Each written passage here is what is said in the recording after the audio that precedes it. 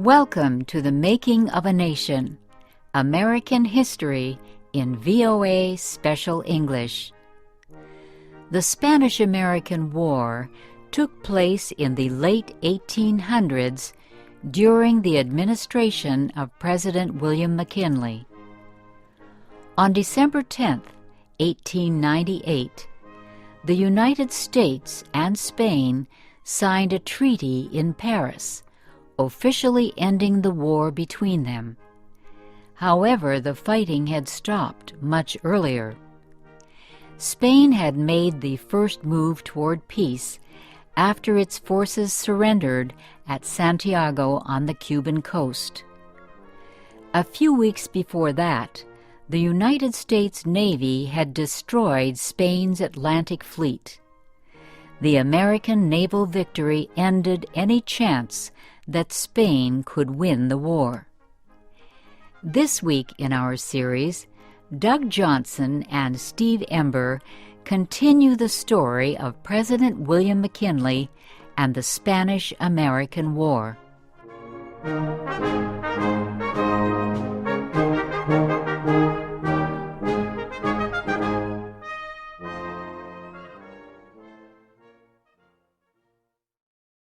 Late in July, the French ambassador in Washington gave President William McKinley a message from the Spanish government. Spain asked what terms the United States would demand for peace. President McKinley sent an immediate answer. Spain, he said, must give up Cuba. It must also give to the United States the islands of Puerto Rico and Guam. And he said Spain must recognize the right of the United States to occupy Manila in the Philippines.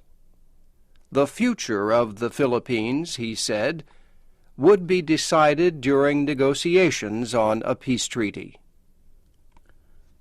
McKinley's terms seemed severe to Spain, but Spain had no choice.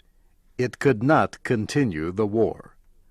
So, 10 weeks after war broke out, Spain agreed to stop the fighting and accept the American terms. It signed a peace agreement in Washington on August 12th. A Spanish note protested sadly that the agreement took away the last memory of a glorious past. It expels us from the Western Hemisphere, which became peopled and civilized through the proud efforts of our fathers. The two countries agreed to meet in Paris to negotiate details of a peace treaty. The talks opened October 1st. The two sides agreed quickly on the issue of Cuban independence and an American takeover of Puerto Rico and Guam. But they could not agree on what to do about the Philippines. At the beginning of the talks, the United States was not sure if it wanted all or only part of the Philippines. At first, President McKinley wanted Spain to give up only Luzon, the main island. Then he decided that the United States should demand all of the Philippines. McKinley explained later how he made this decision. I thought first we would take only Manila, then Luzon, then other islands perhaps. I walked the floor of the White House many nights. More than once I went down on my knees and asked God to help me decide. And one night, said McKinley, it came to me this way, that we could not give the Philippines back to Spain. That would be cowardly and dishonorable. We could not turn them over to France or Germany, our trading competitors in Asia. That would be bad business. We could not leave them to themselves. They were not ready for self-government. So there was nothing for us to do but to take them all. and to educate the Filipinos, to civilize them, and make Christians of them. With that decision, said McKinley, I went to bed and slept well. Spain, however, did not want to give up the Philippines. It protested that the United States had no right to demand the islands. True, Americans occupied Manila, but they did not control any other part of the Philippines. The two sides negotiated for days. Finally, they reached an agreement. Spain would give all of the Philippines to the United States. In return, the United States would pay Spain $20 million. With this dispute ended, the peace treaty was quickly completed and signed.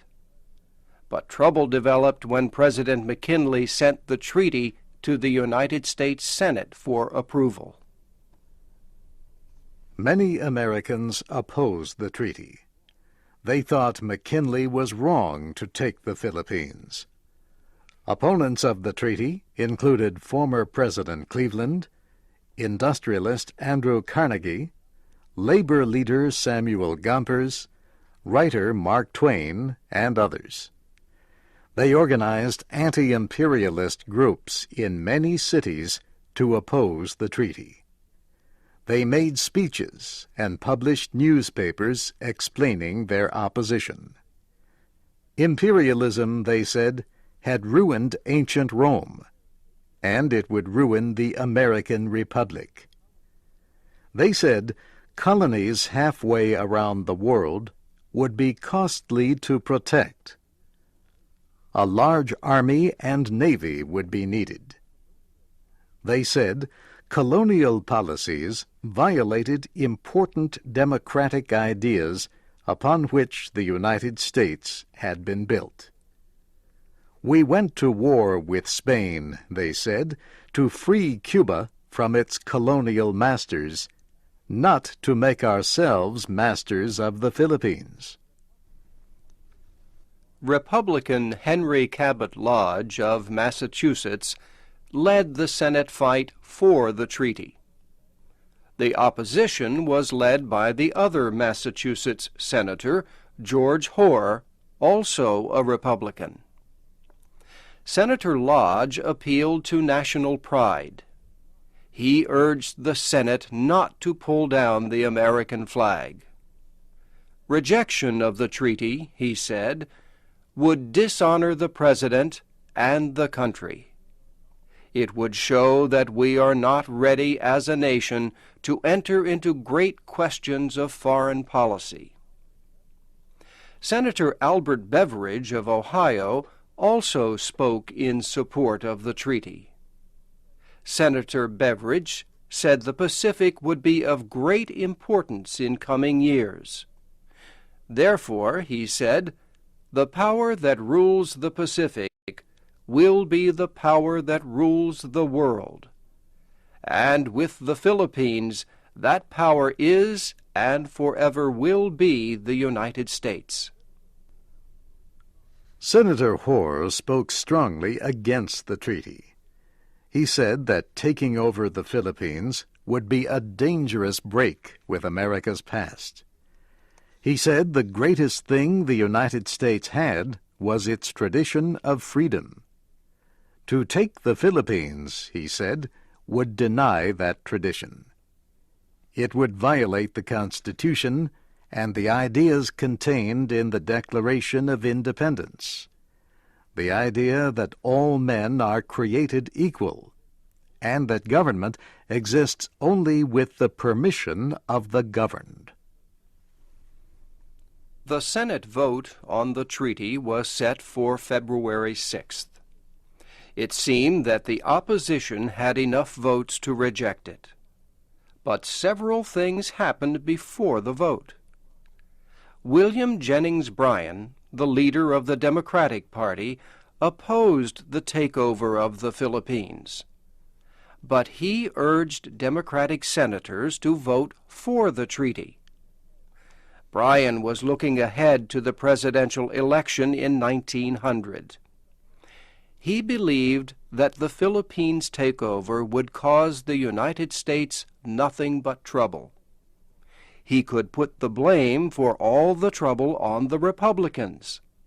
Then, if he was elected president, the Democrats could give the Philippines their independence.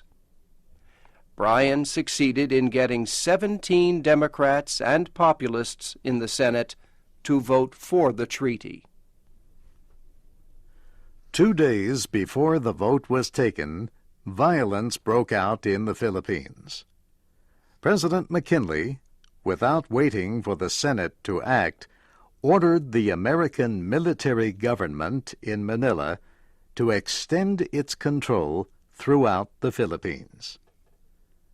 The leader of the Philippine rebels, Emilio Aguinaldo, opposed the order.